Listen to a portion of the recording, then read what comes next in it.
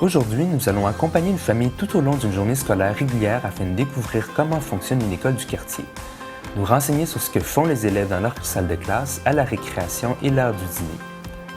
Nous allons également découvrir quels sont les mécanismes de communication entre l'école et les familles.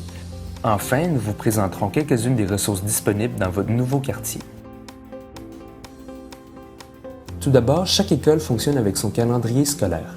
L'année scolaire se déroule de la fin août à la fin juin. En formation générale des jeunes, il y a 180 jours de classe pour les élèves et 20 journées pédagogiques. Ce sont des journées de congé pour les élèves. Les parents ont la responsabilité de garder leur enfant à la maison, de l'inscrire au service de garde ou de l'inscrire à une activité dans un centre communautaire. Il en va de même pour la semaine de relâche. Cette semaine de congé pour les élèves a pour but de leur donner un petit répit avant le dernier sprint de l'année scolaire. Généralement, elle a lieu la première semaine du mois de mars. Maintenant, prenons une journée de classe régulière au hasard dans ce calendrier et découvrons le quotidien des élèves québécois.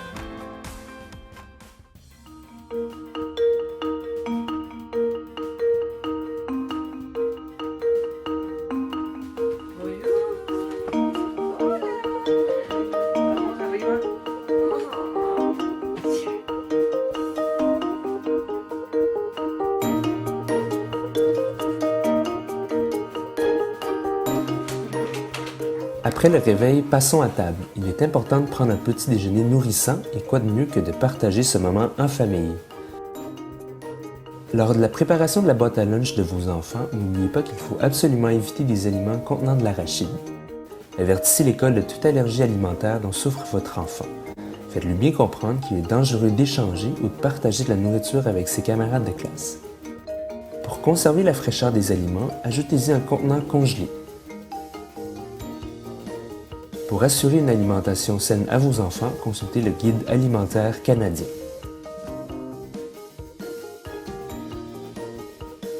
Au Québec, le climat est marqué par 4 saisons bien distinctes, mais parfois on les retrouve toutes dans une même semaine, donc il est important de s'habiller en conséquence.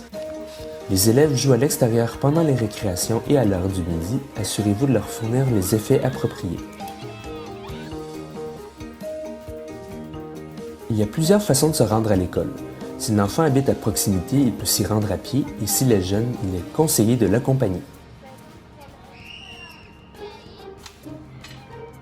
Si l'enfant habite plus loin, il prendra l'autobus scolaire. Arrivez au moins 5 minutes avant l'heure prévue au point indiqué sur sa carte d'autobus.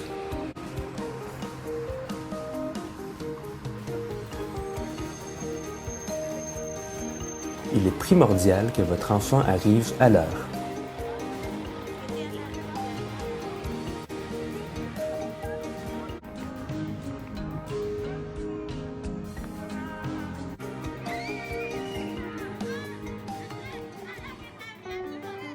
Le service de garde, ça consiste en temps normal, les parents qui travaillent peuvent venir porter leur enfant le matin entre 7h et 9h. On fait des activités avec eux. Puis l'enfant est ici à l'heure du dîner, et aussi quelques activités avec eux. Et le soir, après l'école, à 3h, le parent qui ne peut pas venir chercher son enfant, soit qui est aux études ou qui est au travail.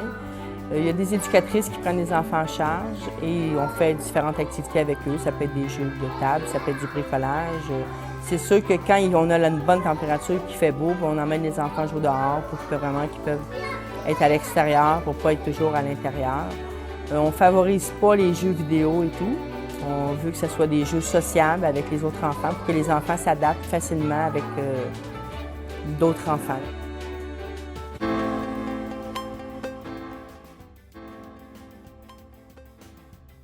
Il va faire aussi des mathématiques. Souvent, il s'agit d'une mise à niveau en mathématiques ou d'apprendre aussi le français des mathématiques pour pouvoir poursuivre après, toujours au régulier, et que ça se fasse très, très bien. En dehors des cours qui sont donnés par son professeur, il a aussi des cours avec des spécialistes. Donc, il va avoir des périodes d'environ 50-60 minutes en arts plastiques, en éducation physique, en musique, parfois même en art dramatique. Au niveau correspondant à son âge. Parfois, ça arrive que ce soit un niveau inférieur, dépendamment de comment ça va pour les apprentissages. Il va continuer d'apprendre le français, il va continuer ses mathématiques, mais d'autres matières vont s'ajouter. Par exemple, il va avoir de l'univers social, il va avoir aussi de l'éthique et culture religieuse et il va apprendre l'anglais, langue seconde. Donc, ce sont les matières qu'on ajoute à son cheminement scolaire.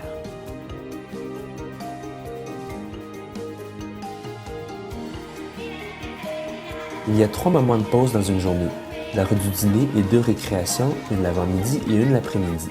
Les élèves en profitent pour se dégourdir.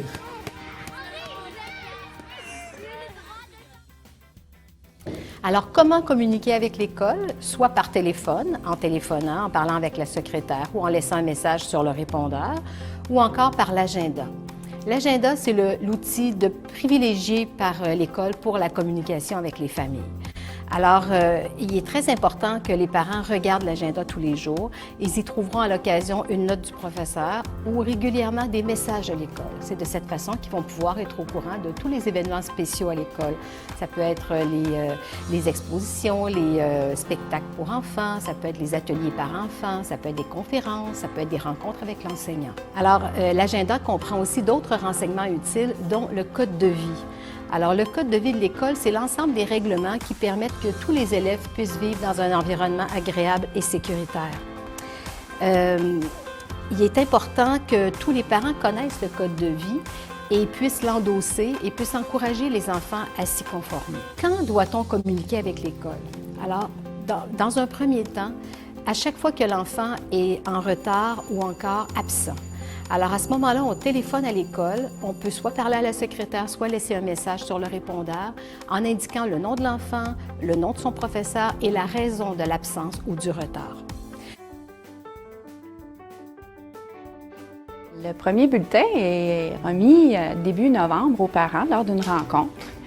C'est une rencontre qui dure à peu près 15 à 20 minutes, dans laquelle le parent va être avec l'enseignant et dans laquelle on va discuter de l'enfant, des apprentissages qu'il a réalisés depuis le début de l'année, de son comportement en classe, de son comportement avec les amis de la classe.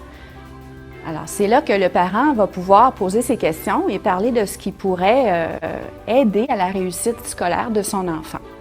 Comme parent, vous pouvez arriver avec votre enfant à la rencontre. Si vous avez besoin des services d'un interprète, parce que vous ne parlez pas la langue, l'école offre peut-être le service. Si ce n'est pas possible, vous pouvez arriver avec quelqu'un qui pourra vous servir d'interprète. Pour tirer le maximum de cette rencontre, prenez le temps de vous y préparer.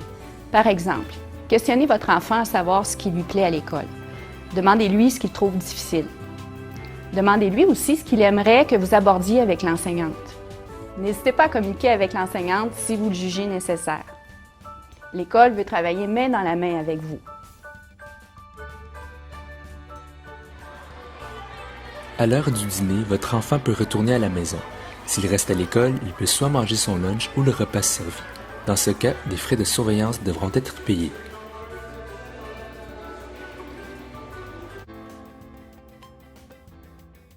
Ici, on fait peu d'enseignement magistral. Ça veut dire que je suis pas souvent devant les élèves à leur expliquer des choses ou à leur parler.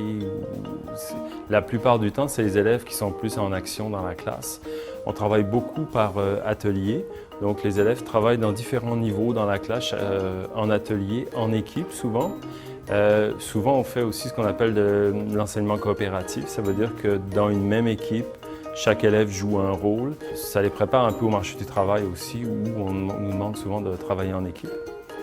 On travaille aussi beaucoup avec l'informatique. On utilise par exemple des tableaux blancs interactifs, on utilise des ordinateurs en classe. Donc c'est toujours des projets qui peuvent durer des fois quelques heures, des fois une semaine, des fois un mois. Donc la vie de la classe tourne un peu tout le temps autour de ça.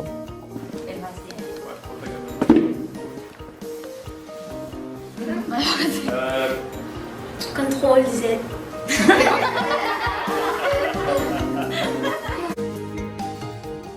Alors, il faut savoir d'abord que les devoirs et les leçons ont pour but de réviser les acquis. C'est un exercice que l'enfant fait pour s'entraîner dans ce qu'il a déjà appris à l'école. Alors, les devoirs et les leçons, c'est toujours quelque chose de connu de l'enfant. Alors, les devoirs et les leçons sont donnés par l'enseignant à l'enfant. C'est donc l'enfant qui a une responsabilité directe en ce domaine.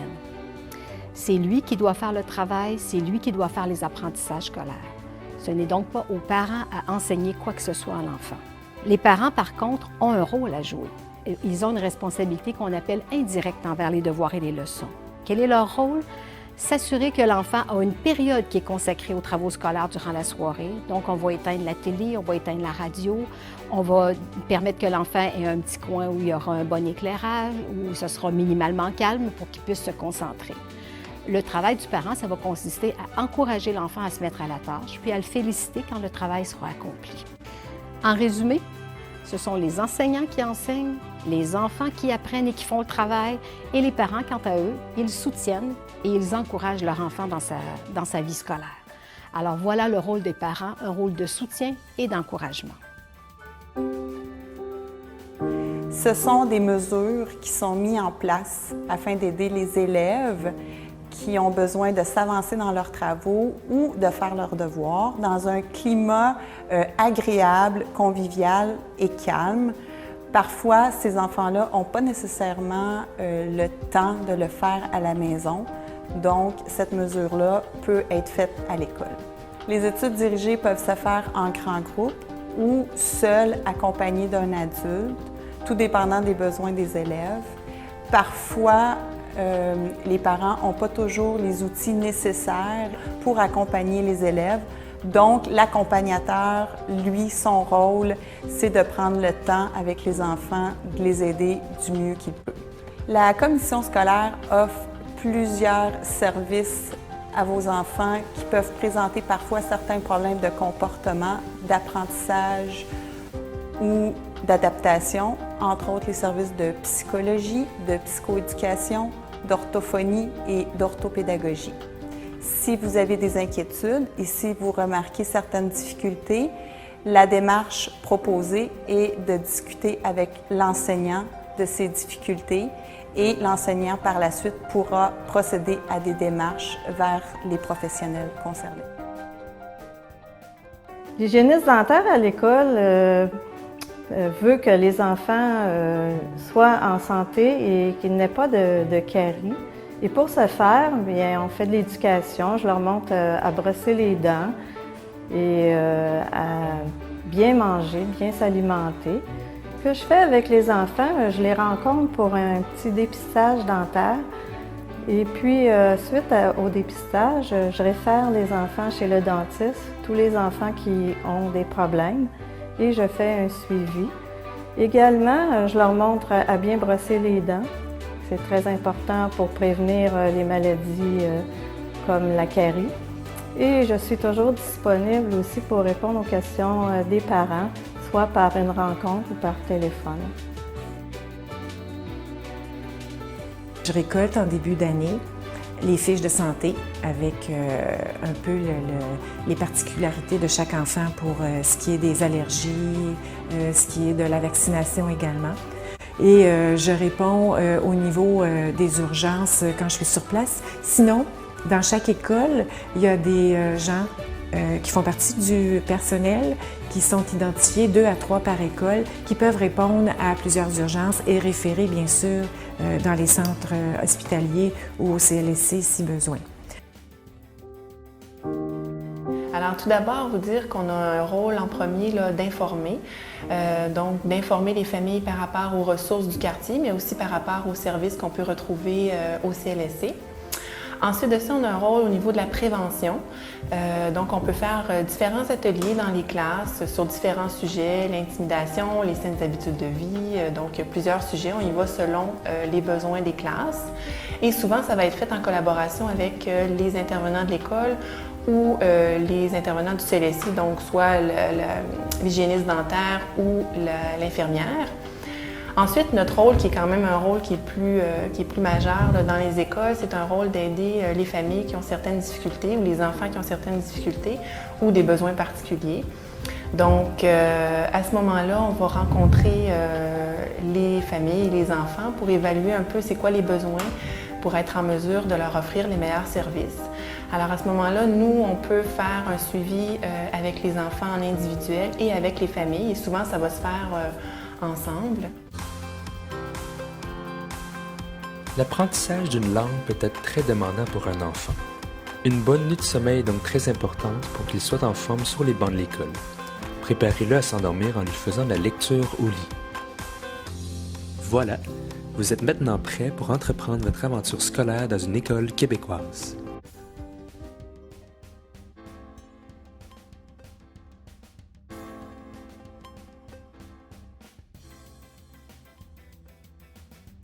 Donc, une fois que vous êtes membre, vous pouvez accéder à l'ensemble des collections disponibles, les livres, les revues, les CD. Vous avez même des CD pour apprendre différentes langues.